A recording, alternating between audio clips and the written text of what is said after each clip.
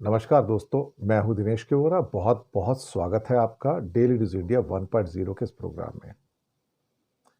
दोस्तों, हॉर्मुज की खाड़ी क्या बंद हुई? भारत के 1 करोड़ लोगों की नौकरी समझो गई। मोदी के होश उड़ गए हैं साहब, होश उड़ गए। होश ऐसे उड़े कि इन्हें लगा कि भारत की अर्थव्यवस्था का पहिया पटरी से उतर गया साहब। Oman, Saudi, Qatar, Kuwait, Bahrain, UAE, Iraq, यहां जो लोग काम करते थे, कुल मिला के 90 लाख और 1 करोड़ के बीच में मोटा मोटा 1 करोड़ लोग काम करते हैं। और इसमें लगभग 65-70 लाख तो सिर्फ 2 देशों में काम करते हैं, सऊदी में और यूएई के अंदर। इनकी नौकरी के ऊपर खतरा बहुत बड़ा आ चुका है। काम धंधे वहां रुक चुके हैं और अब हालात इस किस्म के हैं कि 6 दिन, अभी तक 7 दिन हॉर्मुज की खाड़ी बंद रही है और मोदी सरकार के होश उड़ गए हैं। इन्हें समझ में नहीं आ रहा कि रात में सोएं कैसे। पूरा एक्सपोर्ट, यूरोप का एक्सपोर्ट, अमेरिका का एक्सपोर्ट, कनाडा का एक्सपोर्ट, पूरा गल्फ का एक्सपोर्ट, सारा स्टैंड स्टिल।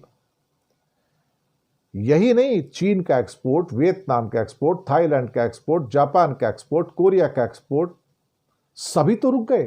कुछ भी तो नहीं बचा इस समय। इवन ऑस्ट्रेलिया, न्यूजीलैंड का एक्सपोर्ट भी, पूरा एशिया। होश ऐसे उड़े हैं कि चीन बातचीत कर रहा है, ईरान से बात कर रहा है, अमेरिका से बात कर रहा है कि भाई ये गलत हो रहा है। अमेरिका कहता है मैं हॉर्मुज की खाड़ी खुलवा दूंगा, लेकिन उधर रेड सी बंद है, सुएज कैनाल बंद है। जिस कंटेनर का किराया किसी एक डेस्टिनेशन के इंडिया से $1000 का था, अब $2000 है, $2500 है। कंटेनर ही नहीं मिलता, जहाज ही नहीं है, सामान कैसे जाएगा? 25 दिन में सामान पहुंचना था, 45 to 50 डेज में सामान पहुंचेगा। वो भी अगर वहां पर आपके सामने क्या कहते हैं कि कोई जहाज होगा उसको, टैंकर को, अपना कंटेनर्स को ले जाने वाला, तब तो बात भी है। अदरवाइज तो वो भी नहीं होने जा रहा है। और भारत सरकार और बीजेपी और आरएसएस के, बजरंग दल के ये जितने मुखिया थे जो ईरान को जम के गाली दे रहे थे, हम खमनई कौन था, खमनई टेररिस्ट था, खमनई को हम कैसे अपना उस पर शोक व्यक्त कर सकते हैं। और अचानक से कल शाम को हरकत में आ गई सरकार साहब, और उन्हें पता लग गया कि भैया ईरान के बिना तो हम सांस भी नहीं ले सकते। हमने क्या कर दिया? क्योंकि ईरान नाराज है तो हॉर्मुज की खाड़ी नहीं खुलती। और जो खाड़ी खुली भी हुई है सिर्फ चीन और रूस के जहाजों के लिए खुली है, इंडिया के लिए नहीं खुली। इशारा बड़ा साफ था, इशारा बड़ा साफ था कि भैया तुमने हमसे लिंक तोड़ लिया ना, हमें तुम्हारी जरूरत नहीं है। और आनन फानन के अंदर विक्रम मिस्री, जो कि भारत के विदेश सचिव हैं, फॉरेन सेक्रेटरी हैं, उनको ईरान की एम्बेसी भेजा गया कि भैया हाथ जोड़ के हमें माफ कर दो, हम आपके पैर पड़ते हैं, हमसे संबंध मत तोड़ो, हमसे गलती हो गई और हम खमनई साहब के जाने का अफसोस करते हैं साहब। हमें बड़ा बड़ा दुख हुआ उसका साहब। बड़े दिन में याद आया सब इनको, बड़े दिन में याद आया। उधर उसको भेजा और हमने अपने चैनल में बात की कि मोदी ने क्यों नहीं बात की वहां पर मसूद पेजेश्किन से, जो उनके राष्ट्रपति हैं। जयशंकर ने क्यों नहीं बात की अब्बास आरागची से, जो उनके विदेश मंत्री हैं ईरान के। तो कल रात तक लेट खबर आते आते पता लगा कि संकट इतना गहरा हो गया कि 1 करोड़ की नौकरी चली गई समझो। और भारत की अर्थव्यवस्था बिल्कुल डंप्स में इस टाइम, यानी कि ऐसा लगता है कि 8 और 9 का भूकंप। कि चीन को परमिशन मिल गई, चीन को परमिशन रेड सी हूती ने भी दे दी और रशिया को भी दे दी। उसके जहाज और टैंकर जा सकते हैं, चीन के जहाज टैंकर जा सकते हैं, इंडिया के नहीं जा सकते साहब।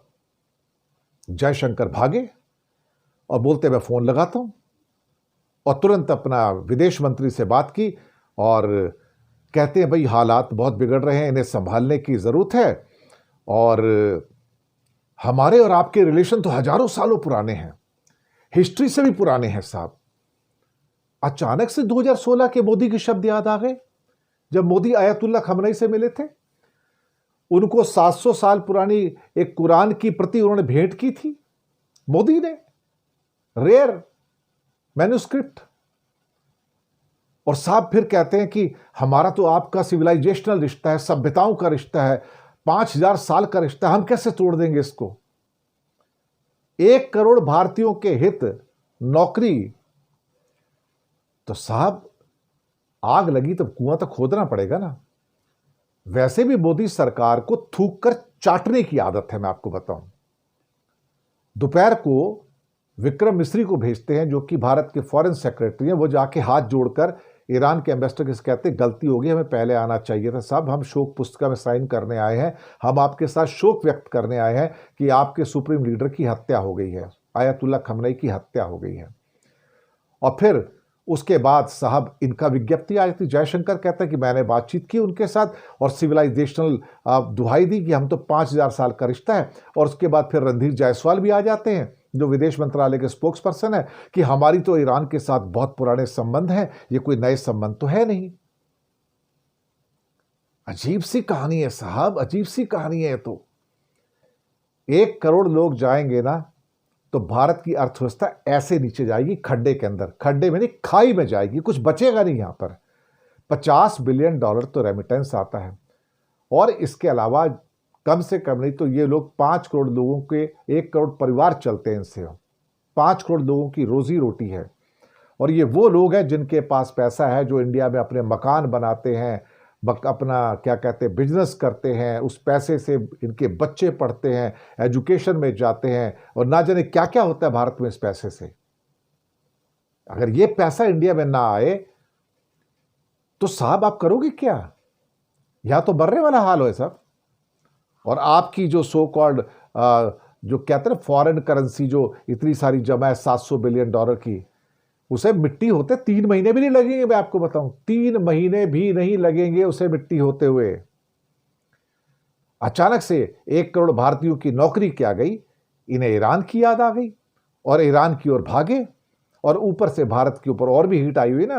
भारत के बैक वाटर्स के अंदर अमेरिका ने पनडुब्बी डुबो दी। अमेरिका के बाप का बैक वाटर्स है ना ये तो सारा का सारा, कि जहां मर्जी दादागिरी कर लो, उस पर ही भारत चुप है। आयरिस डेना नाम का जो वारशिप डुबोया गया, यही तो है। और इस घटना ने डिप्लोमेटिक सेंसिटिविटी बढ़ा दी है, और ईरान ने बहुत खराब नतीजों की चेतावनी दी है।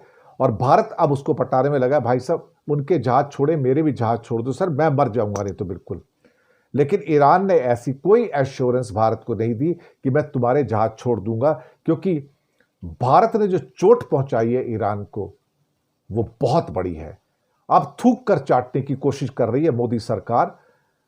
दुख होता है कि किसी हेड ऑफ स्टेट के मारे जाने के ऊपर भी, और सोनिया गांधी ने इस पर लंबा लेख लिखा कि क्या भारत ये कल्चर वाला देश है, वल्चर वाला देश है। भाई कोई मर गया इंसान, किसी देश का हेड ऑफ स्टेट को मार दिया गया, और अब संवेदना भी व्यक्त नहीं कर सकते। या कल्चर वाले लोग रहते हैं या वल्चर वाले लोग रहते हैं। लेकिन शायद आरएसएस की बैकग्राउंड ही तो ऐसी है ना, यूज करो और थ्रो कर दो। लेकिन ईरान वो टिश्यू पेपर नहीं है जिसे यूज करके थ्रो कर दिया जाए, क्योंकि ये वापस आपके माथे पर आकर चिपकता है और आपको बताता है कि मैं क्या कर सकता हूं। शुक्रिया आपका।